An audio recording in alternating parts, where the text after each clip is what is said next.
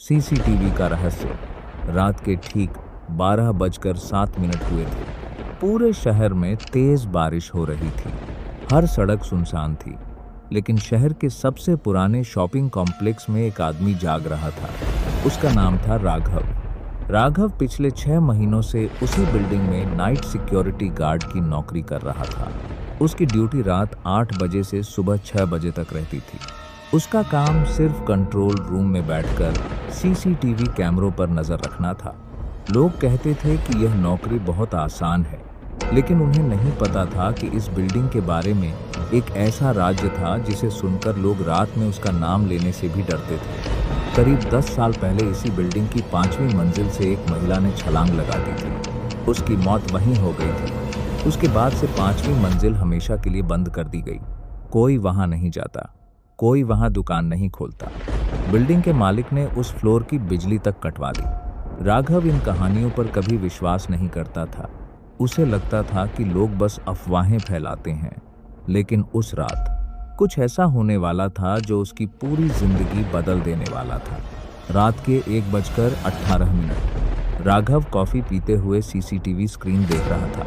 अचानक screen number 12 पर हलचल हुई। यह कैमरा 5वीं मंजिल के बंद कॉरिडोर का था। राघव ने चौंककर स्क्रीन की तरफ देखा। कॉरिडोर बिल्कुल अंधेरा था, लेकिन कुछ सेकंड बाद एक सफेद साड़ी पहने औरत कैमरे के सामने से धीरे धीरे गुजरी। उसका चेहरा दिखाई नहीं दे रहा था। उसके लंबे बाल पूरे चेहरे पर फैले हुए थे। राघव ने तुरंत कैमरे की रिकॉर्डिंग पीछे करके दोबारा देखी। इस बार वहां कुछ भी नहीं था। जैसे अभी उसने जो देखा था वह कभी हुआ ही नहीं। राघव ने खुद से कहा, शायद मेरी आंखों का भ्रम होगा। उसने फिर स्क्रीन पर नजर डाली और उसी पल वही औरत फिर दिखाई दी, लेकिन इस बार वह चल नहीं रही थी। वह कैमरे के ठीक सामने खड़ी थी, बिल्कुल स्थिर, एकदम बिना हिले। राघव का गला सूख गया। उसने इंटरकॉम उठाकर दूसरे गार्ड को कॉल किया, लेकिन किसी ने जवाब नहीं दिया।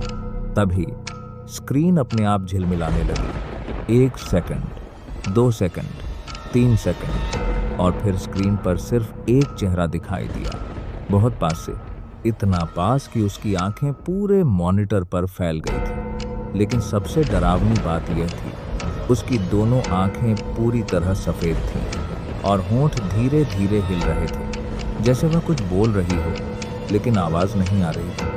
राघव ने घबराकर स्पीकर की आवाज बढ़ाई। स्पीकर से सिर्फ एक टूटी हुई फुसफुसाहट सुनाई दी, मत आना। राघव कुछ समझ पाता उससे पहले कंट्रोल रूम की सारी लाइटें एक साथ बंद हो गईं। पूरा कमरा अंधेरे में डूब गया। सिर्फ सीसीटीवी स्क्रीन की हल्की नीली रोशनी बची थी, और उसी रोशनी में राघव ने देखा, स्क्रीन पर दिखाई देने वाली वह औरत अब कैमरे में नहीं थी। वह गायब हो चुकी थी। लेकिन तभी उसके पीछे कंट्रोल रूम के शीशे में किसी सफेद साड़ी वाली परछाई का प्रतिबिंब दिखाई दिया।